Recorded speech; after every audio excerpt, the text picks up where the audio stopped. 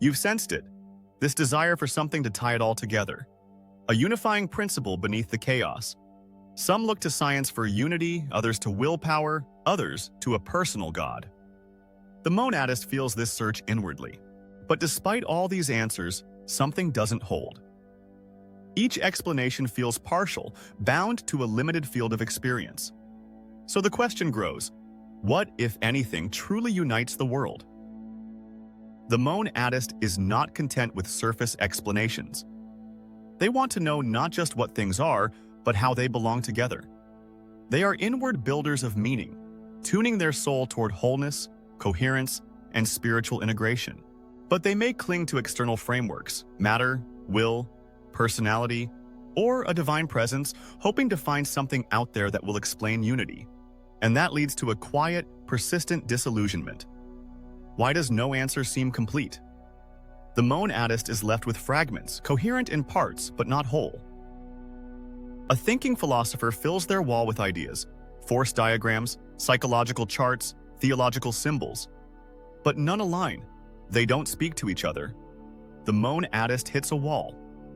The more theories they collect, the more disjointed their world becomes.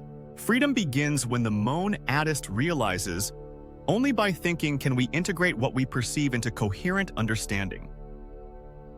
Conceptual unity is the only valid thread through the world's diversity. A botanist used to classify plants by shape or climate. But it wasn't until she grasped the idea of growth as a living principle within all plants that the unity of her field became clear. The concept did what perception could not. It connected the whole. Step 5.9 trains accurate conception, the ability to grasp the unifying idea that gives meaning to diverse perceptions. It's not about collecting facts. It's about finding the concept that organizes what's observed. Accurate conception is the monadist's inner compass. It doesn't rest in any one thing.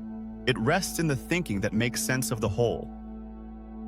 A teacher notices varied student behaviors and sees they all stem from a shared concept: the need for attention to feel seen. A historian connecting political uprisings across eras sees the underlying concept of repressed agency seeking voice.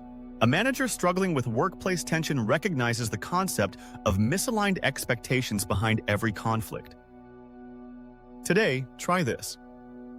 Pick something you've observed recently, a conversation, a news story, an event. Then ask, what idea brings this together? What principle would make this coherent, not just to me, but universally? That's the beginning of accurate conception. In this step, the monadist moves from collecting partial truths to forming clear, living concepts that unite perception. This is the freedom of inner coherence. The monadist begins to know the world by how it all fits together in thought. Next, authentic ideation, where thought itself becomes individualized, and the monadist begins to create an alignment with their own inner truth. Because unity is not found, it is formed.